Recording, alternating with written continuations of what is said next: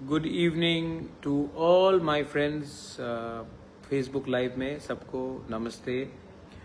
I just wanted to tell you कि कल हमारा गरिया है और मैं सबको गरिया के गरिया पूजा के टाइम मैं सबको बोलता हूँ कि अपने परिवार में खुशहाली बांटिए, एक दूसरे से मत लड़िए। इलेक्शन खत्म हो चुका है और शांति का वातावरण रखिए। गरिया कोई भी पॉलिटिक्स से हजार साल बड़ा है और उसका अहमियत भी बहुत ज़्यादा है। It is more valuable to us than any politics. तो मैं गरिया पूजा के कल गरिया पूजा के अवसर में मैं आप सबको बोलता हूँ कि दुश्मनी छोड़ो, भाई भाई से हाथ मिलाओ, दोफा को सामने रखो और प्लीज़ फाइट मत करो। ये सब चीज़ से किसी का फ़ायदा नहीं होता है। ये सब चीज़ से हम सब का नुकसान होता है। आज मैंने अभी इलेक्शन ख़त्म हो चुका है, 17 तारीख को रिज़ल्ट था। इलेक्शन ख़त्म होने के बाद आज मैं अपने कमरे में था तो मैंने एक व्यक्ति को फ़ोन लगाया और प्यार से बोला कि वापस आ जाइए। और उसने फ़ोन उठाया और बोला बुबागरा मैं आऊँगा।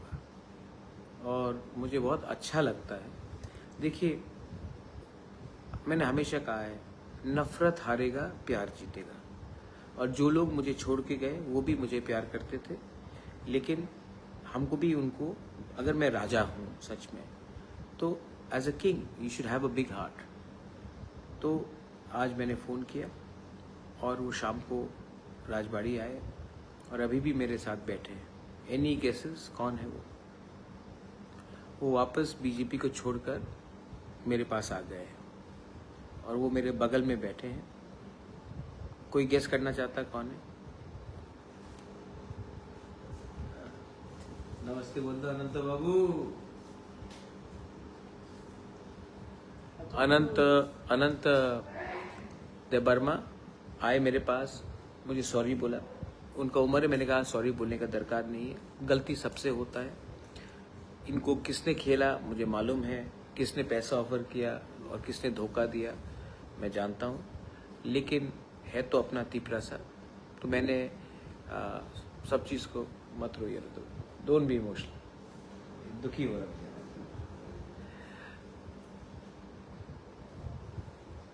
थानसा जीतेगा। हमको और आगे काम करना है, बदला नहीं लेना है, सबको एक करना है और अपने नेक्स्ट जनरेशन को जिताने के लिए एक संग होकर फाइट करना है, बस। सो वेलकम बैक अनंत बाबू। आप 12 दिन बीजेपी में थे, अब मरते दम तक मेरे साथ रहिए, अपने तोहफा के साथ रहिए। हाँ कि नहीं अनंत बाबू? हाँ, क्या बोलना, कुछ बोलना है? नहीं, वो तो पहले से रहना, अभी भी नहीं।